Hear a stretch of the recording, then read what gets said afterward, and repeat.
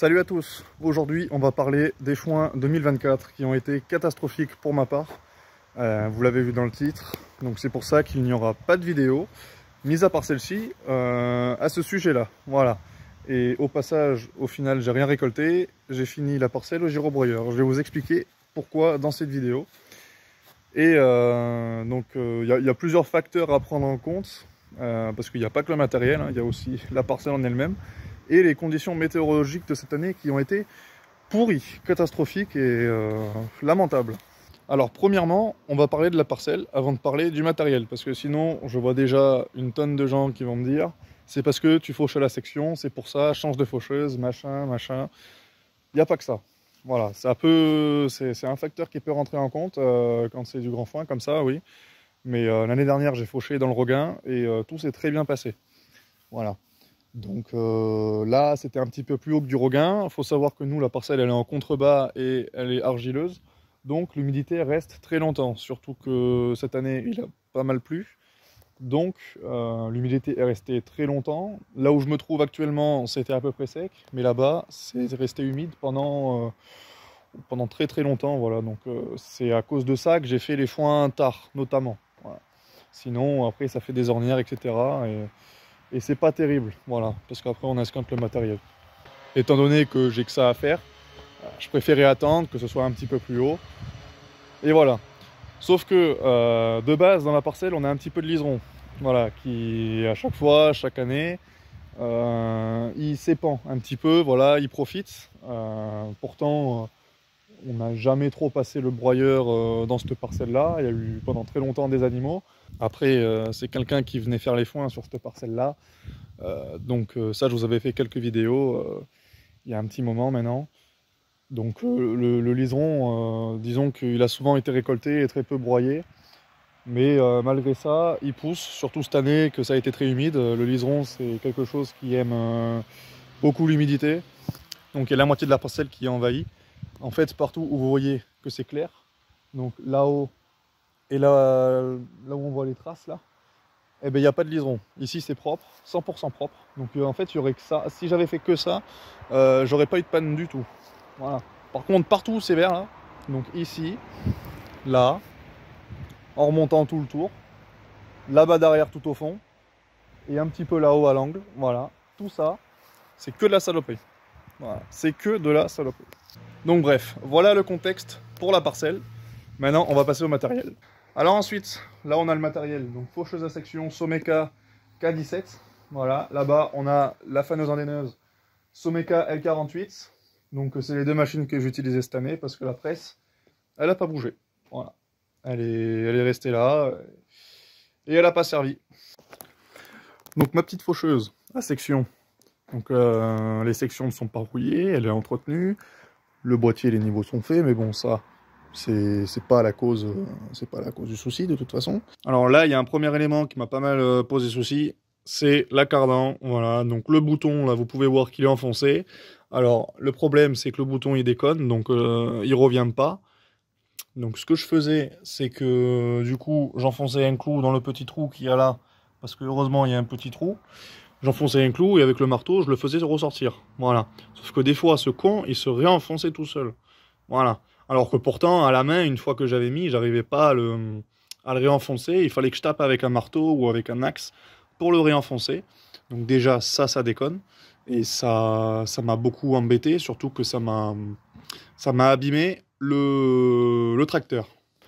Alors, le tracteur en question, c'est celui-là, le Renault. Donc, ça m'a explosé complètement l'arbre de cardan. Voilà. Donc ici, on peut voir que c'est mâché, hein. Voilà. Normalement, ça fait cette taille-là à peu près. Et là, regardez comment c'est écarté. Voilà. À force de se débrancher à chaque fois, mais ça m'a usiné un peu le machin. Donc maintenant, dès que je branche mon cardan le gyro là, et oui, parce que c'est pas une cardan, c'est un cardan. À chaque fois, on me reprend dans les commentaires, donc je vais essayer de faire l'effort. Ça me débranche le cardan. Voilà. Donc du coup, il n'y a plus rien qui tient. Alors j'ai peut-être une solution, c'est pas dit que ça marche, mais du coup ce serait de fixer une rallonge de cardan, un manchon en fait adaptateur sur cet arbre là. Voilà. parce que ça se fixe avec des boulons, et même au pire si ça tient pas, le souder, parce que de toute façon ça faut le changer, c'est un arbre entier qui rentre là-bas. Donc plutôt que de tout démonter provisoirement, ben, ça pourrait le faire. Mais c'est pas sûr que ça marche, donc j'essaierai, je vous tiendrai au courant. Donc pour l'instant, prise de force du Renault hors service. Voilà, dès que j'aurai besoin d'une prise de force, il faudra que j'utilise le Macé, qui n'est pas forcément très pratique parce que la prise de force est en dessous de la chape et pas au-dessus. Donc dès qu'on lève l'outil, il faut faire super attention. Ah oui, alors tant que je suis là, ça me fait penser, pour ceux qui ont vu l'avant-dernière vidéo avant les mobylettes, j'ai explosé ma GoPro. Elle était accrochée avec la pince sur le bord de la bennette pour faire un plan en fait quand je démarre et je recule avec le Renault pour aller broyer. Sauf qu'à ce moment-là, en fait, pile au moment où j'ai commencé à reculer, elle est tombée parce que la pince était un peu fatiguée et du coup, je l'ai écrasée, elle est passée sous la roue, complètement explosée. Donc, pas de GoPro, comment dire que c'est un peu galère, parce qu'il faut avoir une main sur le relevage, une main au volant, une main au téléphone, voilà, c'est pas évident, la faucheuse. Donc, il n'y a pas beaucoup de points de... Enfin, j'ai pas beaucoup de rush, de toute façon, avec le nombre de pannes que j'ai eu, j'ai pas eu le temps de trop filmer. Donc, je vais vous dire un petit peu tout ce qui m'est arrivé. Donc, la cardan qui se débranchait, ça m'est arrivé, je sais pas, peut-être déjà 5-6 fois, facile.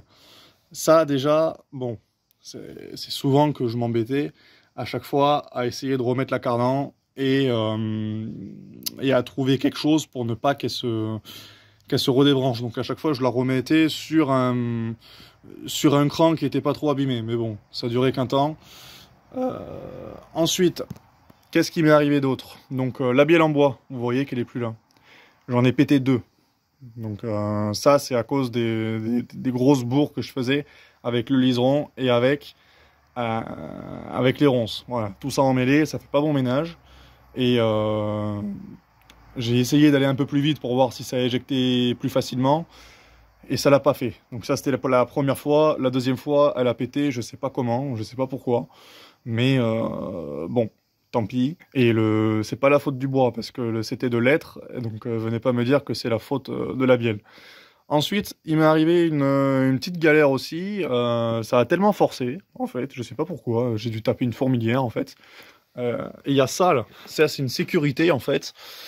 Dès que le lamier, il force trop, eh ben, ici, il y a un ressort, et ça se déclenche, donc ça sort de son logement.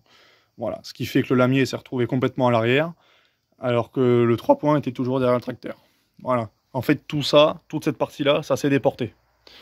Donc, voilà pour ça. Donc ça, déjà, pour le réenclencher, je peux vous dire que j'ai mis facile 3/4 d'heure. Voilà. Et je me suis démerdé à le réemboîter à coups de marche arrière et de barre à trous. Donc, alors là, on est déjà à peu près 9 pannes, voilà. Alors quand je dis panne, c'est interruption de travail, voilà. C'est pas une panne c'est pas une panne de la machine en elle-même, voilà. C'est juste un arrêt de fonctionnement pour diverses choses ou divers problèmes. Pour le reste, c'est tout simplement le liseron qui venait se choper, en fait, dans la cardan, voilà, autour de la cardan. Parce que du coup, le premier tour s'est bien passé. Mais quand j'ai attaqué le deuxième tour, du coup, ce que j'ai coupé au premier tour, ça passait sous le tracteur. Mais si ça passait sous le tracteur, ça passait sous le relevage. Donc ça passait sous cette partie-là de la faucheuse. Voilà. Donc sous la cardan. Et il se trouve que la cardan, quand il y avait du liseron qui dépassait, eh ben, ça se chopait dans la cardan, ça commençait à s'enrouler. Donc au début, c'était quelques machins, quelques brins. Sauf que plus ça allait, plus ça s'enroulait, jusqu'à ce que ça me bloque la cardan et que ça me fasse caler le tracteur. Voilà. Parce qu'en fait, j'ai démêlé plusieurs fois, hein, mais à chaque fois ça revenait. Donc j'ai dit, bon, ben, je vais laisser pour voir ce que ça fait. Mauvaise idée, parce que du coup, ça a même failli prendre feu. À un moment, ça sentait le cramer un peu. Et ça s'est foutu dans les roulements. Là, d'ailleurs, il en reste un tout petit peu. Faut que je finisse de l'enlever. Voilà. Voilà. Donc ça se foutait jusqu'à l'intérieur des croisillons et tout. C'était une catastrophe. Et ça m'a fait perdre un temps de malade parce que je passais à chaque fois facile 1 heure à tout couper avec un opinel et un tournevis, à essayer de tout débourrer. Donc oui, si j'avais eu une faucheuse rotative, j'aurais peut-être pas forcément eu toutes ces pannes. Voilà. Bien que celle de la cardan, ça je sais pas trop, parce que le liseron ça s'accroche partout, quoi qu'il en soit, ça s'en mêle. La preuve, parce que du coup, en ayant fait que la moitié de la parcelle, en 2 jours, je me suis dit, bon, je vais peut-être endainer et presser déjà ce que j'ai fait, ce sera un bon point. parce que la faucheuse, j'en avais marre. Donc, j'ai dit, je m'achèterai une rotative, mais déjà, je vais endainer. J'ai attelé l'endaineur. Voilà, je me suis dit, c'était tellement sec que j'ai pas fané, hein. Est-ce qu'il aurait fallu que j'attende un peu plus que le liseron sèche? Je sais pas. Ce que je sais, c'est que j'ai fait un tour de champ avec l'endaineur. Et là, c'est pas autour de la cardan que ça s'est enroulé, le liseron, c'est autour des rotors. Et là, ça s'est enroulé de chez enroulé. Dès les premiers mètres, d'ailleurs, ça a commencé. Et il se trouve qu'en ayant fait quasiment un tour, il y a un moment donné, les rotors ne tournaient plus, tellement qu'il y avait de bourre autour.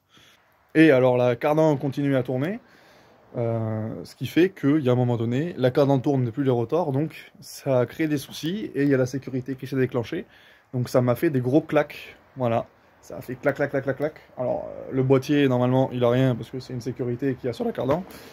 Bon, c'est pas terrible, voilà, de déclencher ce genre de sécurité. En général, pour la déclencher, il faut y aller. Et là, je me suis dit, bon, ok, voilà. Dès que je fais quelques mètres, ça se réemmêle. Je vais pas faire que ça, descendre de la machine tous les moitiés, deux fois par tour de champ, quoi. Donc, il y a un moment donné, j'ai dit stop. Et stop la connerie, on arrête tout. Je presse même pas, du coup. Et j'ai tout rangé, voilà. J'ai quasiment tout démêlé. Il reste un peu de foin, comme j'ai dit, là, au niveau de la cardan. Il en reste un petit peu vite fait au-dessus du rotor, là. Encore une fois, oui, c'est sûr. Si j'avais eu un endaineur plus récent, une faucheuse plus récente, ça l'aurait fait. Mais j'ai pas forcément les moyens de m'acheter du matériel plus récent. Parce que ça coûte cher, ça prend plus de place. Parce que là, pour le coup, c'est compact. Donc c'est l'avantage. Et là où c'est propre, ça pose pas de soucis, hein. Ça va devenir compliqué. Je pense que pour se débarrasser de tout ça, je sais pas s'il faudrait que je passe un coup de cultivateur dans la parcelle, un coup de herse, je sais pas. J'ai essayé l'année dernière de vouloir passer un truc, mais comment dire que l'hiver était un petit peu humide, voilà, plus humide que sec. Donc pour se débarrasser du liseron, c'est pas forcément c'est pas les meilleures conditions. Donc voilà, là je suis un peu dégoûté du coup, parce que d'avoir le matériel, d'avoir la parcelle, mais de pas réussir à faire comme je veux, à cause d'une plante qui fout le bordel.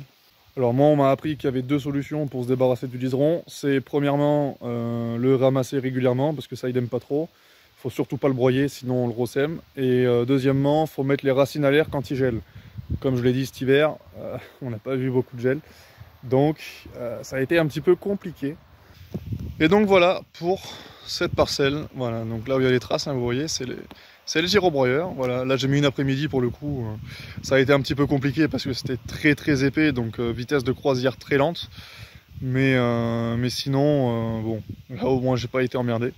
Donc en tout cas, j'espère que cette petite vidéo vous aura plu. Il n'y aura pas eu beaucoup d'action, hein. C'était plus du blabla qu'autre chose, voilà. Pour ceux que ça intéresse. En tout cas, si vous avez des questions ou des petites astuces pour le liseron, je suis preneur dans les commentaires, voilà. Et donc voilà pour tout ça. En tout cas, moi je vous dis à la prochaine. Allez, ciao!